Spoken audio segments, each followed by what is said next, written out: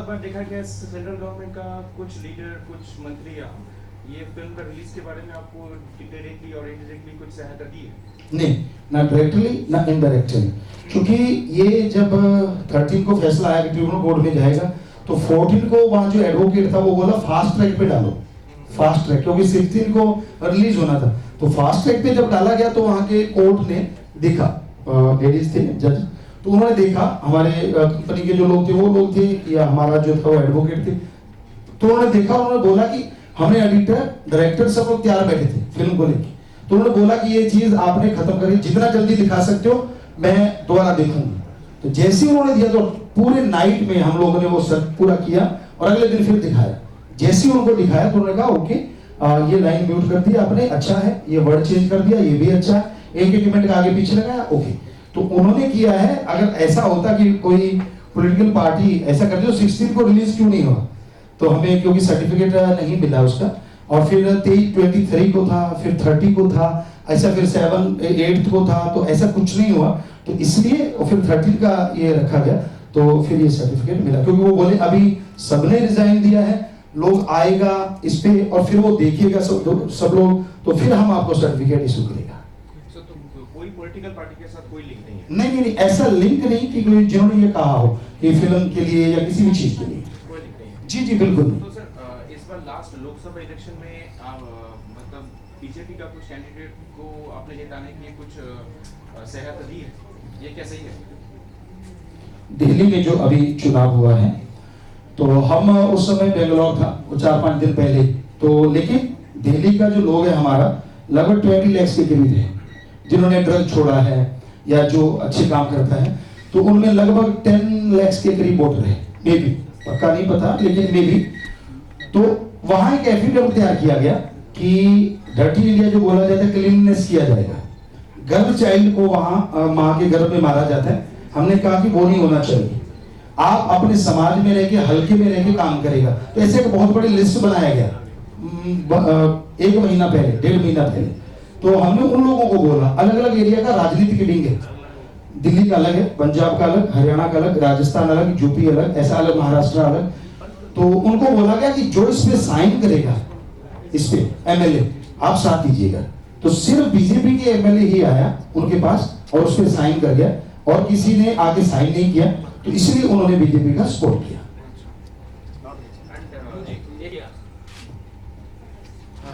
कोई centre south India में खोलने की आपकी प्लानिंग है? साउथ इंडिया में ऑलरेडी बेंगलोर में एक छोटा सा है और मैसूर में एक छोटा सा है, केरला में, क्योंकि हम जो सेंटर खोलता है वो डोनेशन नहीं लेता, उसको खरीदता है। मान लीजिए यहाँ का विशाखापट्टनम में सेंटर है, तो अगर आप में से कोई पीपल, लोकल पीपल अगर उसको रन करेगा तो वो सेंटर बनाएगा, अदरवाइज नहीं, तो क्योंकि वो डोनेशन तो लेने का नहीं। और वहां से फिर 105 जो हमारा वेलफेयर वर्क है, तो वो फिर वहां से रन करेगा।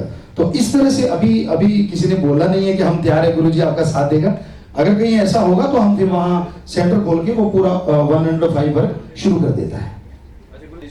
या फिर आपका आश्रम का उसका मेन सोर्स ऑफ इनकम क्या है? प्रेस कॉन्फ्रेंस कर रहे हैं, जो भी कर रहे हैं, ये इसका मेन सोर्स ऑफ इनकम क्या है? इतने बड़े होटल में जो कर रहा है वो कंपनी हकीकत एंटरटेनमेंट कंपनी, जिन्होंने हमें टूर पे भेजा है, ये तो वो कर रहा है। आश्रम का जो सोर्स है वो मेन जो सोर्स है वो एग्रीकल्चर का है, क्योंकि हम एग्रीकल्चर का लाइक ए साइंटिस्ट है। हमने रीयूज वाटर सिस्टम शुरू किया है, जो इजराइल में हमसे 5 साल बाद शुरू हुआ, हमने पहले शुरू कर दिया था। तो हमने बोला था कि इंडिया में इसको लागू करना चाहिए, हो सकता है अब लागू हो या पता नहीं कब, क्योंकि हमने शुरू कर दिया है कि जो वाटर आप अपने एग्रीकल्चर में यूज करता है उसी को रीयूज कर सकता है, ऐसा सिस्टम हमने बना रखा है। और 1 एकड़ में एक ही टाइम में 13 डिफरेंट टाइप वेजिटेबल हमने पैदा किया। तो इस तरह से जो भी आमदन ज्यादा जो आता है वो उसी से आता है। बाकी हम राइटर है जैसे, तो वो लिखता है बुक्स, उससे भी आता है। वहाँ कैंटीन्स वगैरह जो लोग आते हैं तो उनको चाय पानी या ऐसा कुछ, वो भी कैंटीन्स होता है। बुक्स लिखता है, सीडी गाता है, तो इस तरह से पूरा आश्रम का खर्चा चलता है। नहीं, हमारा अपना नहीं, लेकिन लोग जो पीपल जो है, जैसे हरियाणा का है तो उनका अपना है, पंजाब का अपना है, राजस्थान का अपना है, तो उनका अलग से पूरे हरियाणा का विंग, ऐसे दिल्ली का विंग ऐसा है। आप आपको सेंस हम अपने आप को एक ह्यूमन बीइंग समझते हैं, गुरु जी ने हमें बोला कि आप संत हैं तो आपने भला करना है, क्योंकि एक सेंट का भी मतलब होता है कि वो सर्विसमैन है, दूसरों की सर्विस करेगा। आपको कोई टेंशन है, आपको कोई प्रॉब्लम है, हम उसके लिए दुआ भी करेगा, और जो माइंड में आया कि भाई ठीक है ये ट्रीटमेंट आप डॉक्टर से जाके ले लो, साथ में प्रेयर करो, दवा और दुआ दोनों काम करता है। तो इस तरह हम तो एक इंसान समझता है अपने आप को जो दूसरों की सेवा के लिए आगे आता है। माइक जी माइक भी। तो एक इंसान से सेंट बनने के लिए क्या क्या जरूरत है, मतलब आपने क्या क्या किया अब इसके लिए सेंट बने? जी बहुत अच्छा पूछा आपने। हम जब अपने घर में था, बीकानेर राजस्थान का जन्म है हमारा, बीकानेर साइड में सूरतगढ़ पड़ता तहसील, वहाँ एक गाँव है, तो बहुत बड़ा घर था हमारा। हम माँ बाप के 18 साल बाद 18 ईयर बाद वहाँ पैदा हुआ, तो बहुत बड़ा घर है पूरा। तो हमारा 3 बच्चा हुआ, बड़ा बेटा 2 बेटी। तो जो छोटा बेटी था वो 1 साल का था, 1 ईयर ओल्ड। तो गुरु जी बोला कि आपको सब कुछ छोड़ने का है, सब कुछ छोड़ के आप आश्रम में आने का, और आपने ये ह्यूमैनिटेरियन सर्विस करने का। तो हमने सब परिवार को छोड़ा, मदर फादर था, सब कुछ छोड़ के हम आया, और फिर गुरु जी ने बोला कि आपने ऐसे ऐसे वर्क करना है। तो अब हम अलग रहता है अकेला, और बच्चे लोग अलग रहता है अपना जगह।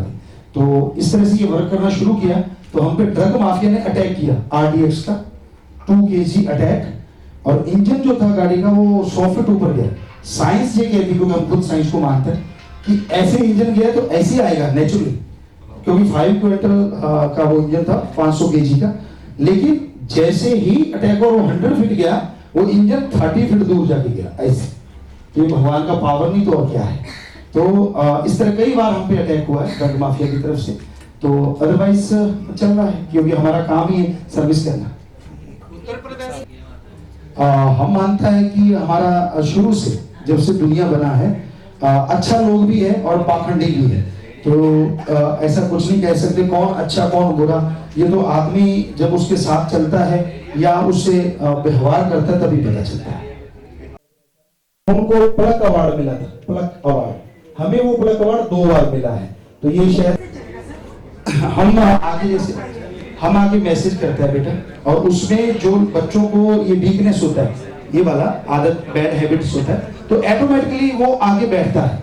वो मान लीजिए 10,000 लोग बैठा है, तो हम उनको मेडिटेशन बताते हैं, गुरु मंत्र हमारा हिंदू धर्म में बोले तो, इस्लाम धर्म में कलमा, मेडिटेशन, मेथड ऑफ मेडिटेशन। तो वो बोल देता है, शरीर पूछता नहीं कि तेरे में क्या बैड थिंग है, क्या बैड हैबिट है, तो वो आके लेता है, और जैसे ही उसको रिपीट करना शुरू करता है तो ऑटोमेटिकली वो चीज छूट जाता है। तो पता है वो जितना लोग आगे बैठते हैं, ज्यादातर उसमें कोई ना कोई किसी न किसी बैड हैबिट का शिकार होता है, पर पर्सनली हम किसी को टच नहीं करता, पूछता नहीं। तो इसमें लोग ज्यादा आता है और अपने आप को चेंज कर लेते हैं। जैसे अपना स्कूल कॉलेज है, उसमें बुक है, तो क्या हिमसेल्फ हम डिग्री ले सकते हैं MA MD की?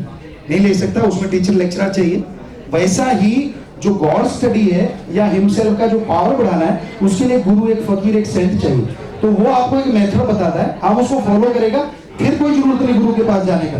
आप अपने होम में, अपनी फैमिली में रहके उसको रिपीट करेगा तो विल पावर बढ़ता जाएगा, और आप ऑटोमेटिकली आगे बढ़ता जाएगा। Mic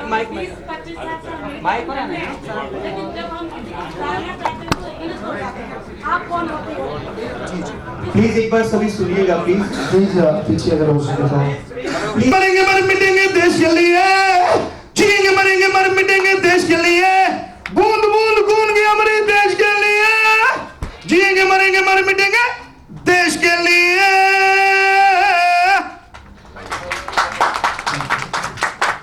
thanks all of you. जिन्होंने